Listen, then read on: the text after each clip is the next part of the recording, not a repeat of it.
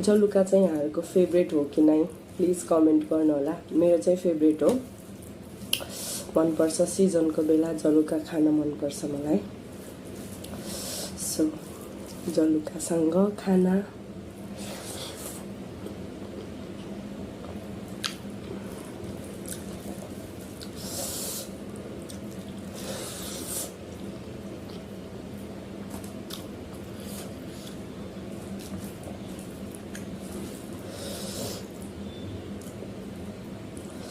बुटवलमा चाहिँ एकदमै धेरै गर्मी छ गाइस।